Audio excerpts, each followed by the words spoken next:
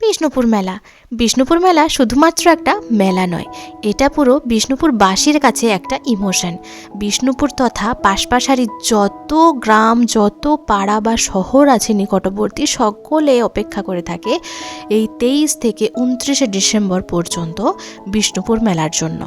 কিন্তু এখন জানি না কেন বিষ্ণুপুর মেলার নাম শুনলে ভয়ে গা হাত পা কেঁপে উঠছে। সত্যি গত 27 ডিসেম্বর যে ঘটনাটা ঘটলো সেটার জন্য আমরা কেউই প্রস্তুত ছিলাম না। সত্যি ঘটনাটা খুবই বাজে ঘটেছে। ভিডিও ক্লিপিংসগুলো যত দেখছি তত যেন অন্তরাত্মা কাঁপ দিয়ে উঠছে। সবচেয়ে বেশি খারাপ লাগছে তাদের জন্য যারা এত দূর দূরান্ত থেকে দোকান নিয়ে এসেছে দুটো পয়সা রোজগারের জন্য। তাদের সেই খাবারের দোকানগুলো যখন মাটির তলায় লুটোপুটি খাচ্ছে, সেগুলো দেখে যেন সত্যি শরীর আঁতকে উঠছে। ভীষণ খারাপ লাগছিল তাদেরকে দেখে। এখন মনে হচ্ছে সত্যি আমরা কি ভাগ্যে সেই দিনকে বিষ্ণুপুর মেলাতে জিতকে দেখতে যাইনি। যদি দেখতে যেতাম তাহলে আমরাও হয়তো আজ ভিকটিম হয়ে যেতাম। যাই হোক, সেসব ভেবে আর মন খারাপ করে লাভ নেই। হয়তো সেটা ভগবানেরই ইচ্ছে ছিল, তাই আমরা হয়তো যেতে পারিনি। কিন্তু ব্যাপারটা হচ্ছে, যদি আমার বর্মশায় ছুটি থাকতো তাহলে হয়তো আমরা চলেও যেতাম। সমস্ত কিছু ভেবেই যেন মন মেজাজ কেমন খারাপ হয়ে উঠছে।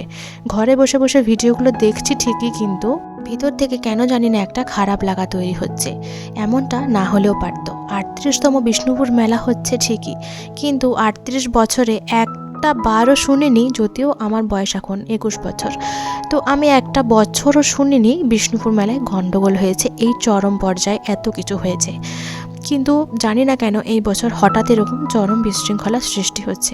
আসলে যুগের পরিবর্তনে মানুষের পরিবর্তন, সমস্ত কিছুর জন্যই হয়তো এই জিনিসগুলো হচ্ছে। তো সেই দিনকে ছিল 27 ডিসেম্বর। মেলাতে এসেছিল সুপারস্টার জিৎ। ঢল ভেঙে মানুষের ভিড় ছিল, কোটি কোটি লক্ষে লক্ষে মানুষ ছিল সেই জিৎকে দেখার জন্য। কিন্তু সমস্যা হচ্ছে একটাই, মানুষ জিতকে দেখবে, আনন্দ করবে, বাড়ি চলে যাবে। তা না, যত সব বিশৃঙ্খলা সৃষ্টি করেছে তারা। জানি না কারা এই ঘটনাগুলো ঘটিয়েছে, তবে যেটা ঘটেছে খুব বাজে ব্যাপার ঘটেছে।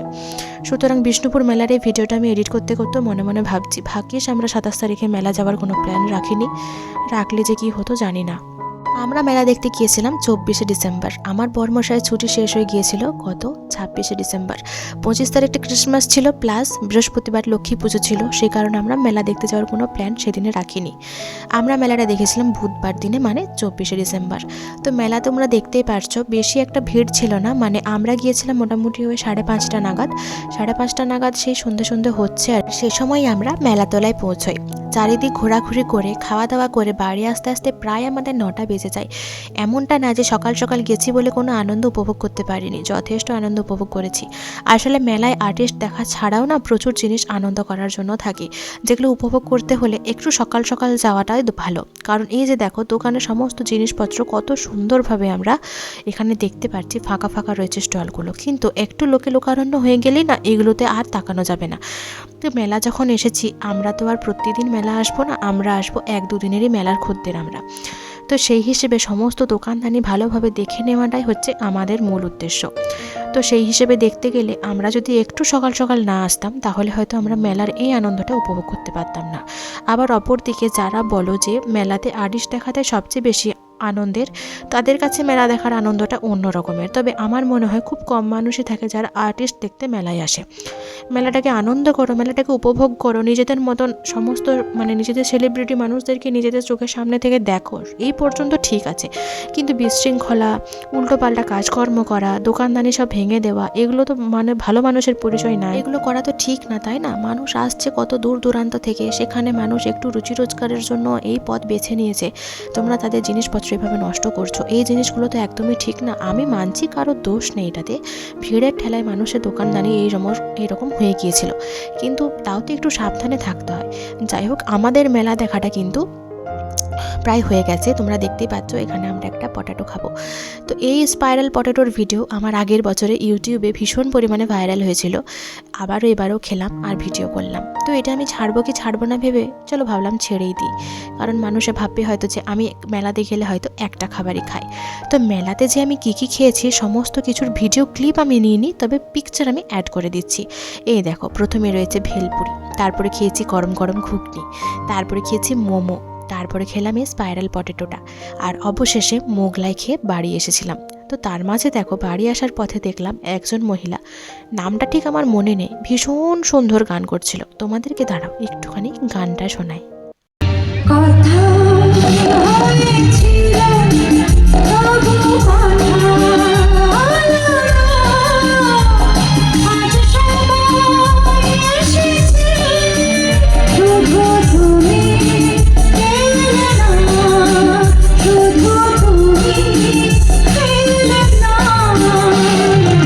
কথা হয়েছিল তবু কথা আজ সময় এসেছে শুধু তুমি এলে না, শুধু তুমি এলে না।